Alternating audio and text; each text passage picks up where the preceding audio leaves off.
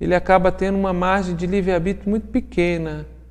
É o que se chama no Oriente alma condicionada. Ele está completamente condicionado pelo seu subconsciente, os registros de impulsos que ele tem e que acabam determinando suas escolhas. É a força do hábito. Não consegue vencer a força do hábito, o hábito negativo, né? E as escolhas equivocadas que eu aprisiono mais ainda nesse enredo. Mas afinal de contas, o que eu faço para me livrar desse mau karma? O que eu faço? Os mestres do Oriente dizem que quando eu desenvolvo uma consciência de Buddha, uma inteligência discernidora que está ligada à minha alma, se ela estiver plenamente desenvolvida, eu me libero de toda a influência de karmas no meu subconsciente. Não é que eles não existam mais, mas a minha inteligência discernidora vai dizer, não, essa escolha, esse impulso eu não vou fazer, eu não vou reagir dessa forma. E nós temos algumas afirmações diárias que acabam fortalecendo esses registros que estão no subconsciente, como, por exemplo, o meu medo é. Quantas vezes a gente fala durante o dia, sem se dar conta, o meu medo é que isso não dê certo. O meu medo é que aconteça isso. O meu medo é de chegar atrasado. O meu medo é de não conseguir essa vaga de emprego. O meu medo é de não me dar bem nesse novo relacionamento. Então, quando eu falo meu medo, eu estou decretando e fortalecendo esse medo que pode, e na maioria das vezes tem, registro subconsciente. O medo ele é derivado da aversão.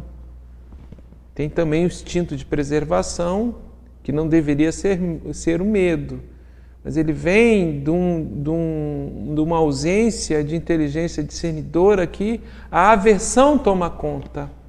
E eu não percebo isso.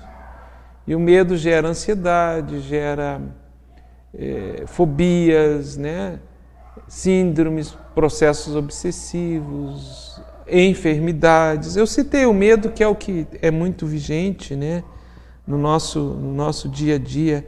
Então, para nós nos equilibrarmos e não deixarmos esse mau karma nos influenciar, a gente tem que desenvolver discriminação e discernimento. E discriminação e discernimento vem dessa inteligência discernidora que é Buddha, estaria acima da mente, verticalizado com o propósito da nossa alma.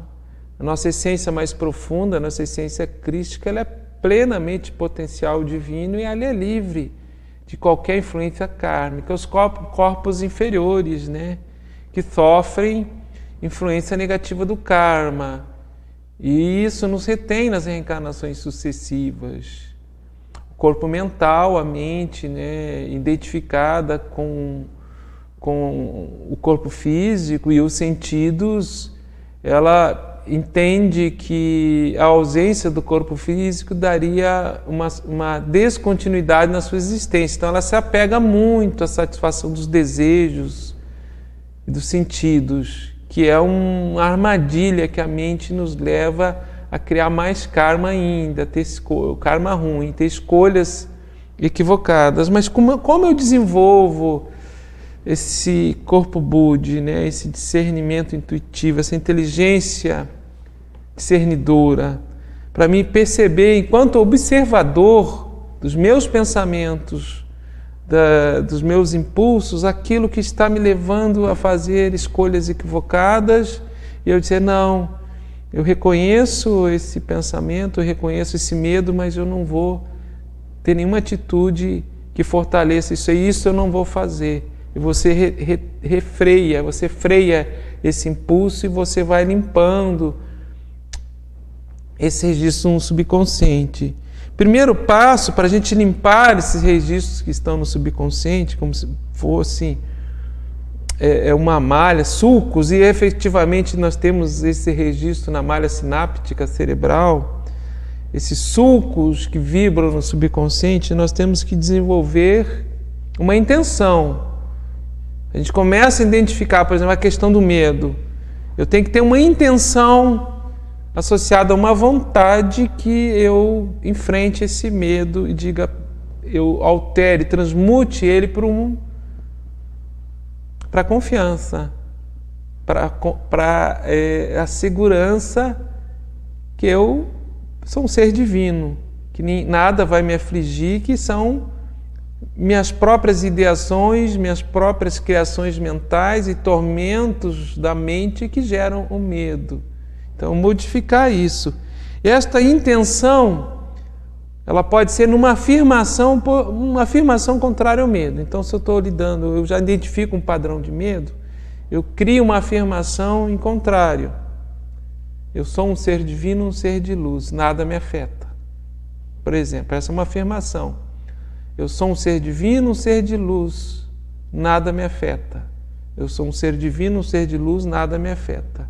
E eu estabeleço uma austeridade, ou seja, eu vou pegar diariamente um horário, vou fazer uma prece, uma oração, vou acalmar minha mente e vou fazer essa afirmação, reconhecer esse sentimento de medo, este medo que o meu medo é que eu não consigo, eu vou afirmar em contrário que eu vou conseguir e vou minimizar esse medo.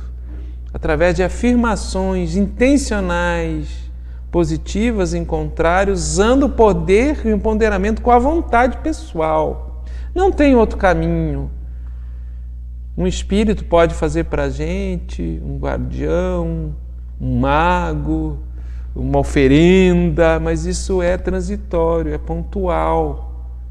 Se a gente não fizer o dever de casa, não desenvolver essa inteligência discernidora que freie os movimentos da nossa mente equivocada com o ego, identificada com os sentidos e as satisfações ilusórias que nos geram aversões e apegos, eu vou continuar, como se diz, repetindo padrão.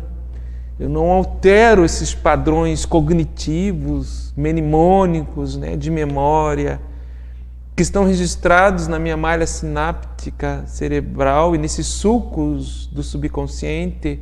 Eu não altero o meu padrão. E eu continuo condicionado a esses padrões, com uma margem de livre-arbítrio muito pequena. São os padrões que mandam em mim.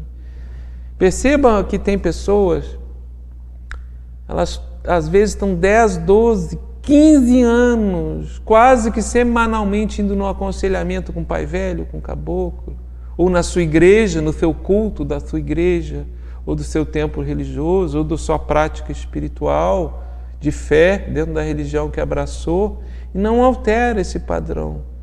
Continuam as mesmas. Continuam com as mesmas aflições, os mesmos tormentos da alma. Tem pessoas que já gastaram muito dinheiro com terapias, digamos assim, que prometem milagres, com trabalhos, com magias, enfim. Ou estão com a dependência psíquica daquele mestre, daquele guia espiritual que diz, o guia entre aspas, que diz o que ele deve fazer e ele não muda o padrão. Continua sofrendo, continua com os mesmos tormentos e aflições mentais. Então não existe um caminho milagroso que não seja esse caminho do mergulho interior, que as tradições do Oriente ensinam com muita propriedade. Então, recapitulando o que nós falamos, karma não é sofrimento, karma é uma consequência da lei de ação e reação que nos impulsiona a evolução e expansão da consciência. Nós temos tipos de karmas principais, que é o karma passado, e esse está registrado no nosso subconsciente, que através de situações gatilho no nosso dia a dia, ele reaviva essas disposições psíquicas mais íntimas e nos faz cair em determinados comportamentos e escolhas equivocadas. O karma atual, que agora no nosso dia a dia, que ainda não tem registro mnemônico no subconsciente, e, claro, o karma futuro que nós estamos gerando. Como se livrar do mau karma? Desenvolvendo o nosso Buddhi, nosso corpo de inteligência discernidora, que está relacionado com o propósito da nossa alma. Isso nos dá discriminação e discernimento e fortalece o observador interno para perceber esses movimentos da mente, de pensamentos, de aversões e apegos. Isso é só praticando, é só fazendo a sua prática de meditação, a sua prática diária de reflexão, de interioridade. Pode-se buscar auxílio em psicoterapia, auxílio externo para você melhorar seu autoconhecimento, seu senso de percepção, mas não tem outro caminho. Fortalecer a intenção, que no Oriente, na tradição do Oriente, do Yoga, é Sankalpa, fortalecer Sankalpa, né? Fazendo oposição a estes registros negativos, como o medo, que foi o nosso tema central, digamos assim, para a gente, que é o mais didático, o mais preponderante, e tapas, ou seja, a austeridade pessoal.